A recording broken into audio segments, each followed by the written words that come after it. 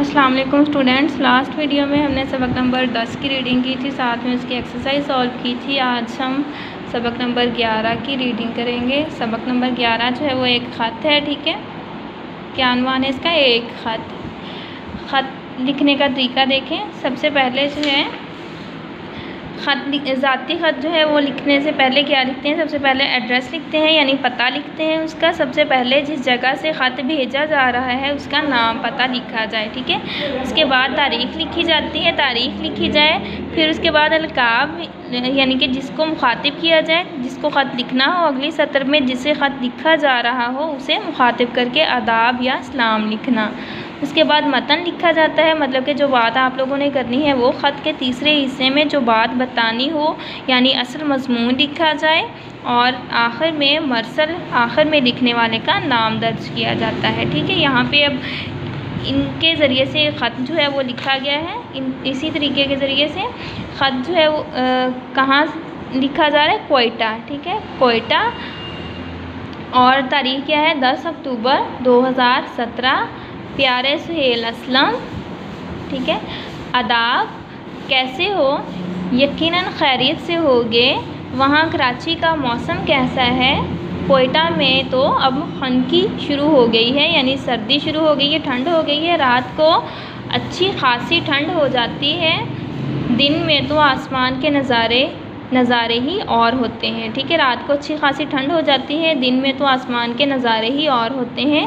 सिर्फ चंद लम्हों में आसमान कैसे कैसे रंग बदलता है क्या बताऊं, ठीक है। उसके बाद है कभी स्याह बादल हर सू फैल जाते हैं, यानी हर तरफ फैल जाते हैं।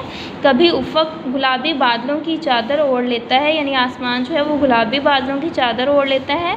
बस मैं तो सारा वक्त बरामदे में बैठे बैठे कुदरत की नारंगियाँ देखता रहता हूँ, ठीक है। बस मैं तो सारा वक्त बरामदे में बैठे बैठे कुदरत की नारंगियाँ देखता रहता हूँ, यानी कुदरत के करिश्मे देखता रहता हूँ। और अल्लाह की हम्दो सना में मसरूफ़ रहता हूँ, यानी अल्लाह की इबादत में मसरूफ़ रहता हूँ। क्योंकि अब मेरे बच्चे भी आसमान की तरह रंग बदलने लगे हैं, ठीक है। जैसे जैसे आसमान रंग बदलता है उसी तरह से मेरे बच्चे भी रंग बदलने लगे हैं। इनके पास मेरे लिए बिल्कुल वक्त नहीं। सुहेल, मैं वो पुराना वक्त याद करता हूँ जब हर तरफ अमन और मोहब्बत का दौरा था, ठीक है। हर तरफ अमन और मोहब्बत थी। दालान में सब इकट्ठे बैठते, यानी घर में जो बड़ा कमरा होता है वहाँ पे सब इकट्ठे बैठते, या सहन में सब इकट्ठे बैठते, खाना खाते, दिन भर की मसरूफ़ियत का ज़िक्र करते थे, ठीक है। दादा अब्बा हमें तोता मैना की कहानी सुनाते, कभी मुसद्दस हाली सुनाते, मगर अब ये जादू का डिब्बा जिसे लोग टेलीविज़न कहते हैं, इसने एक ही घर में मीलों के फासले पैदा कर दिए हैं, ठीक है। पहले क्या होता था कि सारे लोग इकट्ठे बैठते थे, खाना भी इकट्ठे खाते थे और दिन भर की मसरूफ़ियत का ज़िक्र करते, मतलब कि दिन भर जो काम करते आपस में वो एक दूसरे के साथ उसका ज़िक्र करते थे। और दादा अब्बा हमें तोता मैना की कहानियाँ सुनाते, ठीक है। और अब जो है आजकल के दौर में टेलीविज़न आ गया है, हर कोई जो है वो उसी के सामने बैठा होता है और एक दूसरे की बात सुनना भी गवारा नहीं करते। उसने एक ही घर में मीलों के फासले पैदा कर दिए हैं, मतलब हर कोई टेलीविज़न देखने में मसरूफ़ होता है और एक दूसरे की जो है मसरूफियात की या फिर एक दूसरे की परेशानियों का किसी को इल्म नहीं होता। और इस पर जुल्म ये कि अगर ख़बरें या कोई दीनी प्रोग्राम देखना चाहूँ तो मेरे पोते पोतियाँ कहने लगते हैं, दादा अब्बू आज तो हमने कार्टून देखने हैं, और मैं खामोश हो जाता हूँ, ठीक है। अगर मेरा दिल चाहे कि मैं दीनी प्रोग्राम या फिर ख़बरें सुन लूँ तो मेरे पोते पोतियाँ जो हैं वो आगे से क्या कहते हैं कि मुझे कार्टून देखने हैं। अगर बहू किसी रोज़ पूछ ले कि अब्बा जी क्या पकाना है, मैं कह दूँ कि आलू मेथी बना लो, तो बच्चे फ़ौरन बोल उठते हैं, लो भला ये कौन खाएगा, ठीक है। अगर बहू जो है वो पूछ ले कि अब्बा जी आज क्या बनाऊं, तो आलू मेथी खाने का दिल चाहे और मैं कह दूं कि आलू मेथी बना लो, तो बच्चे जो हैं वो फ़ौरन कह देते हैं कि इसे कौन खाएगा, हमें तो चिकन बर्गर खाने हैं, ठीक है। तुम समझ सकते हो कि फिर क्या होता होगा। मुझे याद है कि हम तो अपने बुज़ुर्गों के आगे ज़ुबान तक नहीं खोलते। आजकल के बच्चे ऐसे हैं कि वो बुज़ुर्गों का ख़्याल नहीं करते, वो जो दिल चाहता है वो बात उनके सामने कर देते हैं। बल्कि सुबह सवेरे ही दादाजी के साथ मस्जिद जाया करते थे। अब तो बच्चे दिन चढ़े तक सोते रहते हैं कि छुट्टी का दिन है, ठीक है।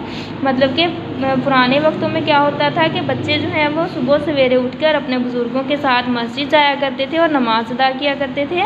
आजकल के बच्चे रात को देर तक टीवी देखते रहते हैं और दिन चढ़े यानी कि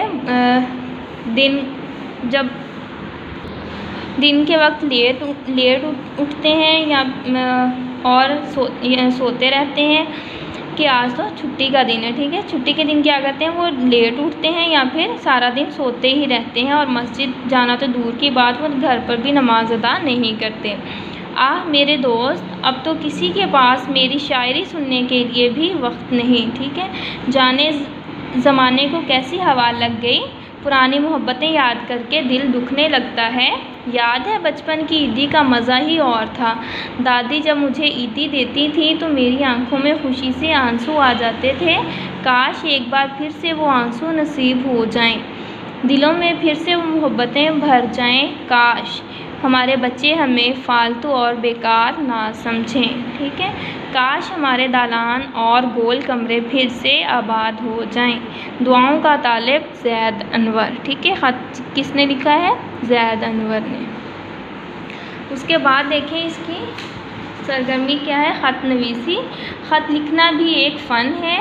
अब से चंद साल पहले तक ख़त लिखने की बहुत अहमियत थी, ठीक है। पहले लोग ख़त लिखा करते थे एक दूसरे को, एक शहर से दूसरे शहर और एक मुल्क से दूसरे मुल्क में ख़त ही राब्ते का ज़रिया थे। पहले वक्तों में, पुराने वक्तों में खतूत ही एक दूसरे से राब्ते का ज़रिया हुआ करते थे। लोग ख़त लिखकर अपने दूर दराज के रिश्तेदारों और दोस्तों की खैरियत और अहवाल मालूम किया करते थे और अपने हालात से उन्हें बाखबर किया करते थे, ठीक है। एक दूसरे की खैरियत भी मालूम करते और अपनी खैरियत से भी आगाह करते। अगरचे अब ईमेल और टेलीफोन की सहूलियात आम हो गई हैं, लेकिन फिर भी ख़त लिखने की अहमियत और अफादियत से इनकार नहीं किया जा सकता।